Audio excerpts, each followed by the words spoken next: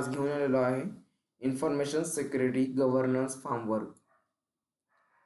तर या ठिकाणी आपल्याला जे सिस्टमबद्दल जे काही एरर्स वगैरे येतात त्या एरर्सचं पण मी एक सोल्युशन आणि संसाधन काढणार आहे. कशा प्रकारे आपलं ते असं येतं आणि कशा पद्धतीने तुम्ही मला टाकलं, जर इंस्टाला तुम्ही मला मेसेज वगैरे जर केला तर आपण त्याला पण मी तुम्हाला इमेज सगळं तुम्हाला सोल्युशन टाकत जाईल. तर याच्यामध्ये काय सांगितलेलं आहे, an information security governance frameworks help organization prepare for risk and even before they occur forcing by to continuously the irrelevant in critical IT businesses and function through.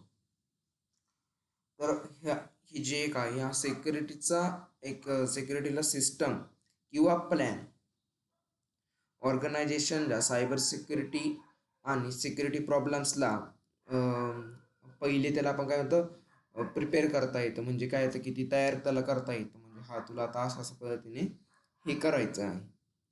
तर यामध्ये तुला टाईप बघायला भेटतात. रिस्क मॅनेजमेंट आहेत, त्यामध्ये तुम्हाला 4 types of types या ठिकाणी तुम्हाला बघायला भेटतात. फर्स्ट टाईप आहे रिस्क मॅनेजमेंट आहे. थ्रेड्स अँड व्हिजिबिलिटी अँड ॲनालायसिस आहे. तिसरा म्हणजे डेटा प्रोटेक्शन आहे. बिझनेस प्लस IT ॲनालाइजमेंट आहे. तर या ठिकाणी तुला काय कसं करायचं आहे, तर कंपनीच्या एखादा जो कंपनीला जर असे म्हणजे कोणकोणते रिस्क वगैरे असतात, म्हणजे कोणकोणते रिस्क वगैरे असे होऊ शकतात की त्याला आयडेंटिफाय आणि मॅनेज करता येणं. थ्रेड्स अँड व्हिजिबिलिटी ॲनालायसिस म्हणजे कोणचा थ्रेड्स असतो की जो सिस्टमवरती काय विकनेस आहे ते चेक करणं.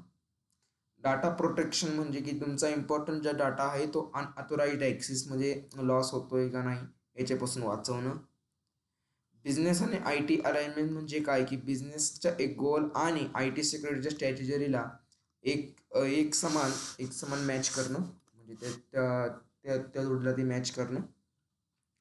तर रिस्क असाइनमेंट आणि गव्हर्नन्स फ्रेमवर्क्स म्हणजे काय, कसं ध्यानात ठेवायचं. एक कंपनी आहे, त्या कंपनीच्या काय काय सायबर सिक्युरिटी रिस्क होऊ शकतात आणि त्याला माहिती लावण्यासाठी किंवा माहिती करण्यासाठी त्याला लागणारे आणि रिस्कला कमी करणाऱ्याला काय म्हणतो आपण, रिस्क मॅनेजमेंट म्हणतो. या ठिकाणी तुम्हाला डायग्रामचं मीन या ठिकाणी खाली दिलेलं आहे. या ठिकाणी पहिले तुम्हाला आहे थ्रेड्स दॅट्स हॅकर मार्वेअर फिशिंग आणि dangerous viruses enter this your system. दुसरं म्हणजे आहे व्हलनेरबिलिटीज. सिस्टमला एक तुमचा जो विकनेस वगैरे असतो, सिस्टमची एक विकनेस असतो. इम्पॅक्ट म्हणजे अटॅकच्या वेळेस नुकसान होणार आहे. थ्रेड मॉनिटरिंग म्हणजे तुमचे व्हायरसेस मॉनिटरिंग होणार आहे. कंटिन्युअस मॉनिटरिंग म्हणजे सिस्टमला दररोज चेक करणं. सायबर इंटेलिजन्स म्हणजे नवीन सायबर थ्रेट्स किंवा इन्फॉर्मेशन कलेक्ट करणं. एंटरप्राइज रिस्क आणि मॅनेजमेंट म्हणजे पूर्ण ऑर्गनायझेशनच्या रिस्कला मॅनेज करणं. एक्झाम म्हणजे तुम्हाला कोणती लाईन राहायचं असं, risk management in the process of identify threats and vulnerability and is possible impact the radius security risk. या ठिकाणी तुम्हाला एवढं द्यायचं आहे.